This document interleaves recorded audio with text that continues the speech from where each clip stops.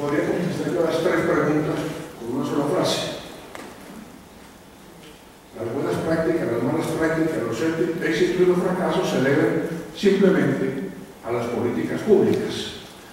Pero no las políticas públicas explícitas, sino a las implícitas. Y empiezo con una anécdota. Yo creo que los dos ríos más estudiados en el mundo son posiblemente, bueno, el Cauca y el Magdalena. De pronto también el Jordán, y serían los tres ríos más estudiados. En los años 1970, una misión holandesa desarrolló un excelente estudio de desarrollo del río Magdalena, no solamente en navegación, sino también como suministro de agua y también como adecuación de tierras. Ese estudio se presentó a la Presidencia de la República y el presidente muy interesado, especialmente porque permitía en ese estudio adecuar para la agricultura toda la zona del delta interno. Les preguntó a los holandeses si se podría hacer durante su gobierno esa adecuación de tierras. Los holandeses se miraron y políticamente contestaron: señor presidente, esa adecuación de tierras es del mismo tamaño de la adecuación que se ha hecho en Holanda y nosotros llevamos 1200 años haciéndola y seguimos trabajando. Por supuesto, el proyecto no se hizo. Por supuesto, no todas las obras públicas en Colombia fracasan. Hay algunas que funcionan. Se mencionaba el sector eléctrico recientemente. El transporte de combustibles también funciona. A veces la explotación de petróleos también funciona. El transporte, ¿por qué? Porque el riesgo de que no funcione es altísimo. El riesgo de un apagón, el riesgo político, voy a hablar únicamente en todo de riesgos políticos, el riesgo político de un apagón es altísimo. Entonces, esos proyectos tienen que funcionar. Y la verdad, después de la catástrofe del Guavio, catástrofe de corrupción del Guavio, ha habido unas políticas públicas que permiten que la construcción de las centrales hidroeléctricas funcione adecuadamente. El transporte de combustible. El transporte de combustible no está sujeto, por ejemplo, a una de las grandes dificultades que es la adquisición de predios. ¿Por qué? Porque en 1925 la troca hizo la ley de petróleos, la hizo una compañía internacional para ajustar a sus inversiones.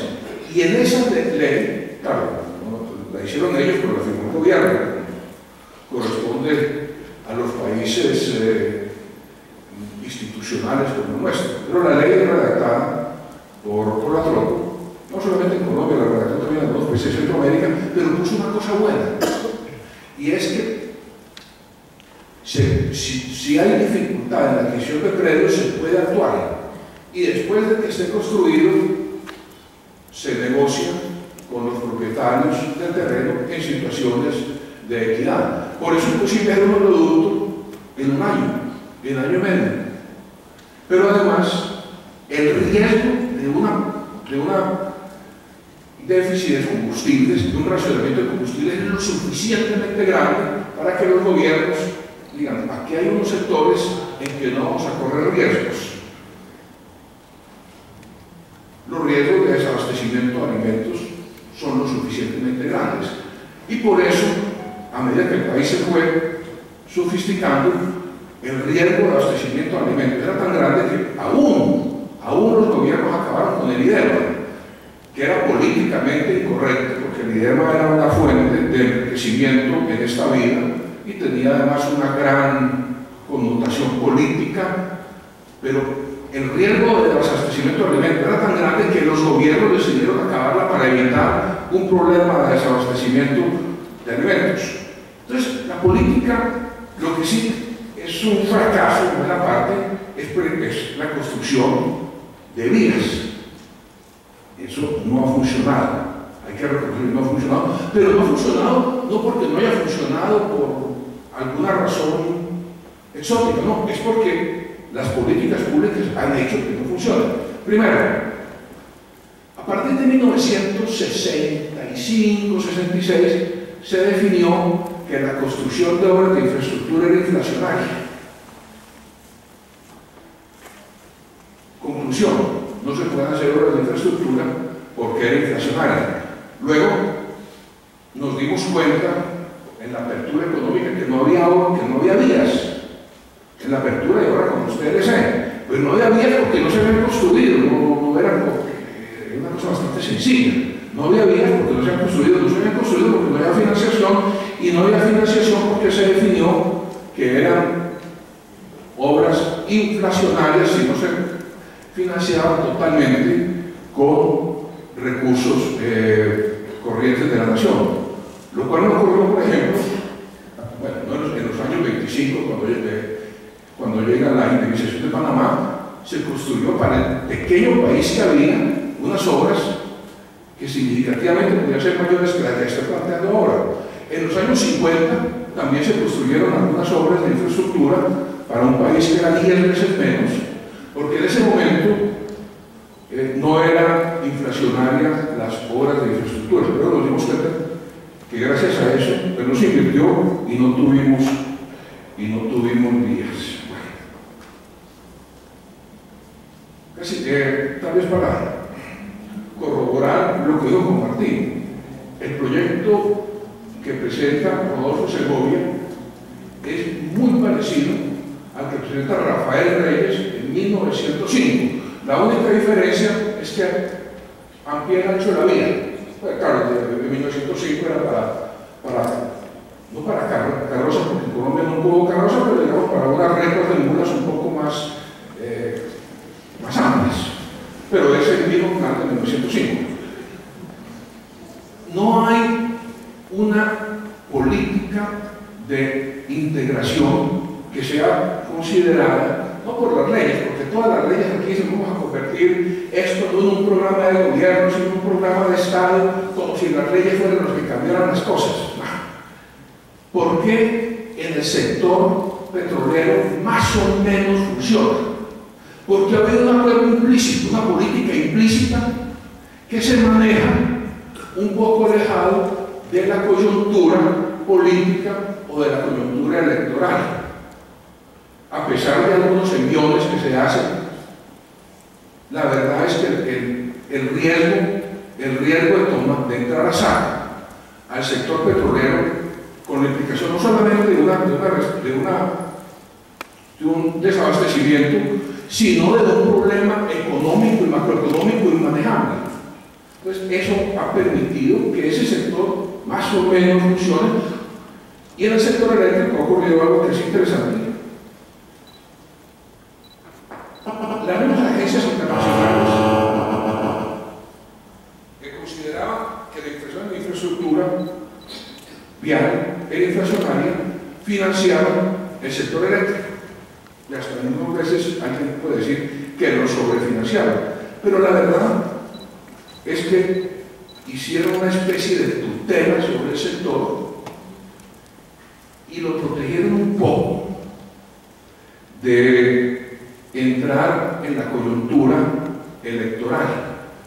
Y ahora está un poco más protegido por varias razones. Primero, porque si en los años 60 y 70 era un gran éxito regional hacer una central hidroeléctrica, ahora no. Ahora a ninguna región le llama la atención, ni a ningún político regional que le haga una central hidroeléctrica y que le inunden los predios de sus electores, a menos que le inunden los electores del contradictorio. Pero bueno, movilidad eso no funciona. Eso. Pero es que además hay otro aspecto. En estos dos sectores, la inversión es en todo o nada. En un oleoducto, si no está el último metro de tubería, no hay oleoducto.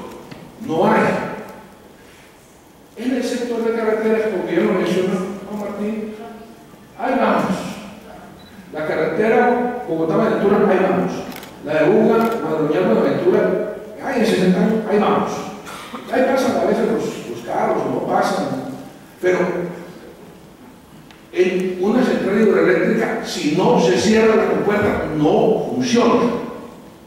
No funciona. Entonces, hay unas presiones de tipo económico y de tipo de responsabilidad empresarial que permiten que haya un poco más de éxito en esos sectores.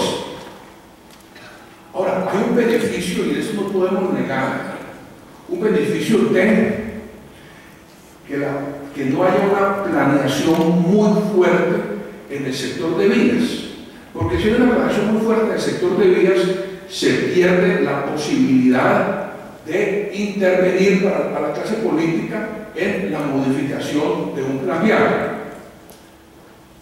Leyendo y oyendo a Germán, me doy cuenta que el país ha cambiado un poco en eso.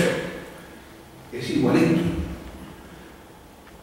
Una buena parte de la labor de un ministro de Obras es recibir a los parlamentarios que le explican que hay una zona de altísima riqueza, un emporio de riqueza que requiere ser integrado a la red troncal y que por coincidencia coincide con la finca de él. Pero bueno, eso implica que no es conveniente dentro de una política pública como la colombiana que haya un plan claro, definido, organizado, porque realmente pues no funciona.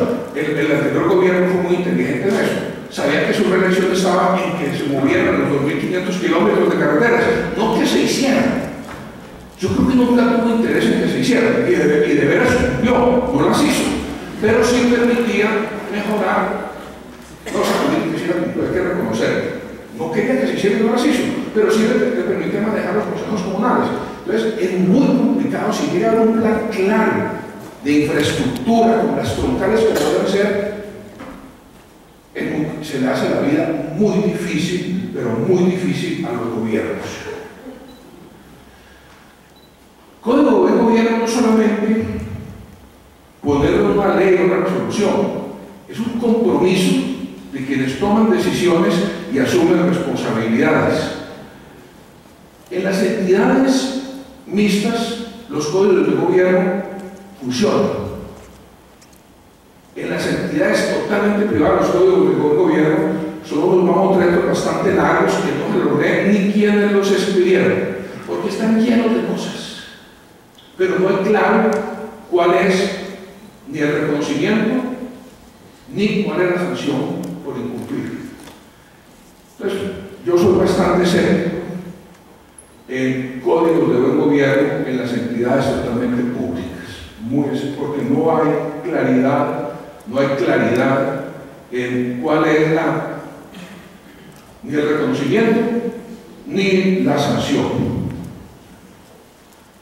Se habla de la complejidad de los mecanismos de contratación. Totalmente cierto. Es totalmente cierto. Lo voy a poner aquí ya, cuando se vuelve viejo, se vuelve anecdótico. La ley número 1, después de la Constitución de 1886, ley 1, se llama por el cual se autoriza la concesión de la carretera Cartago-San José del Palmar.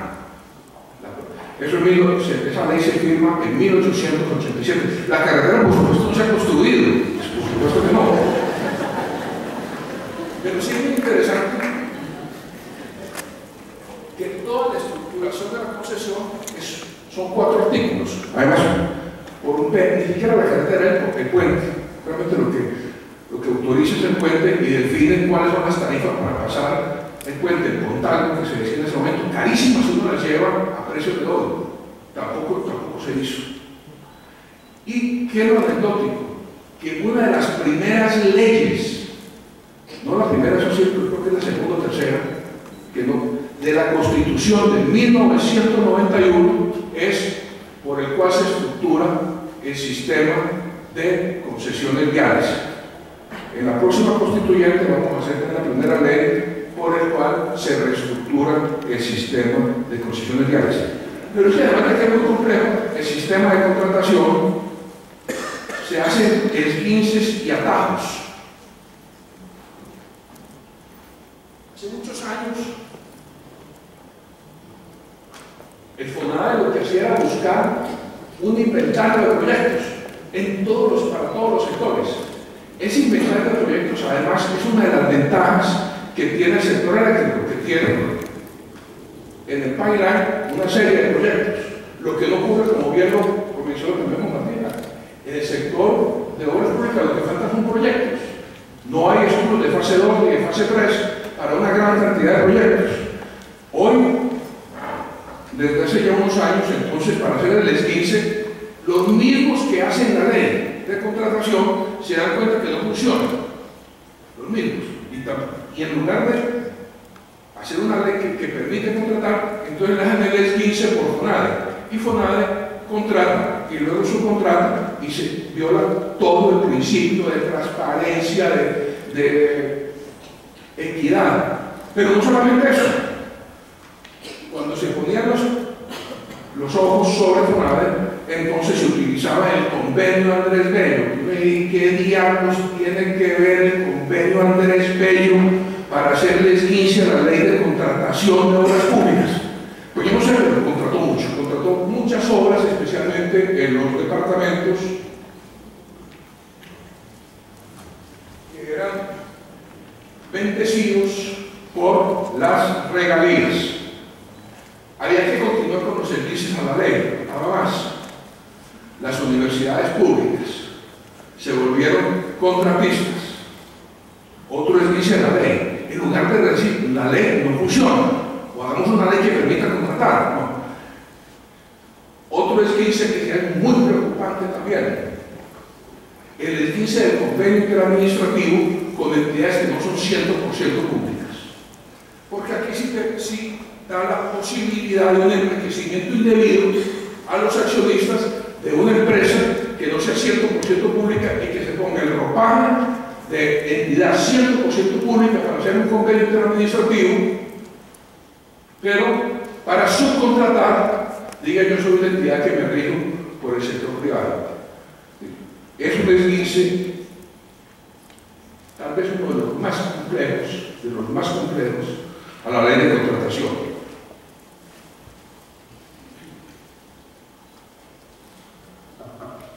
¿Por qué no funcionan o funcionan regular la contratación vial? Las interventorías. Aquí todos saben quién fue el causante del fracaso de la 26, pero yo creo que todos pueden decir quiénes eran los interventores de la obra de la 26. Agachados. La verdad es que yo tampoco sé, pero realmente una interventoría es la que hace los avisos y la que define aquí algo está pasando. Cuando la quiebra de Enron, pues Arthur Anderson le tocó desaparecer, que era hacia el papel del interventor. Por lo menos hubo una sanción moral. Aquí los interventores de los grandes fracasos, calladitos, como dirían, hacen más ruido un amante entre un closet que un interventor de una de las obras de ingeniería fracasadas.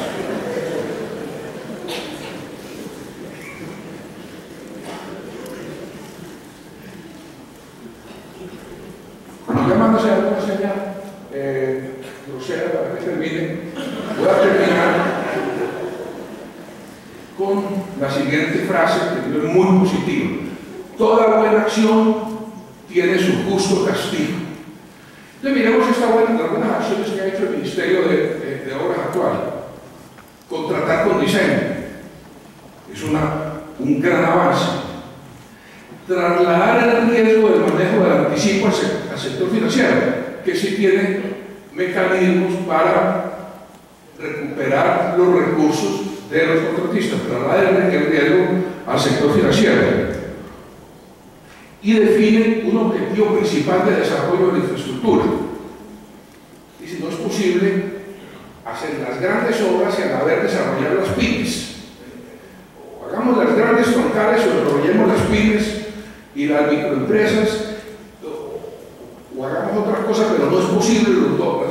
Y definió, vamos a desarrollar las grandes troncales. Y el resultado, pues todos lo conocemos, que fue el Congreso casi le levanta una moción de censura y se retira, porque toda buena acción tiene su justo castigo.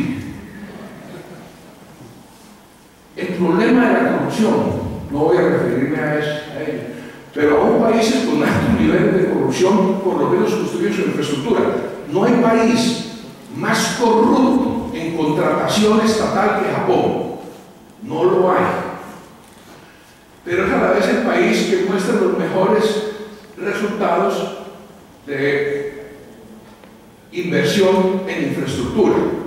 Desafortunadamente, a algunos de nuestros corruptos les falta un profesionalismo. Muchas gracias.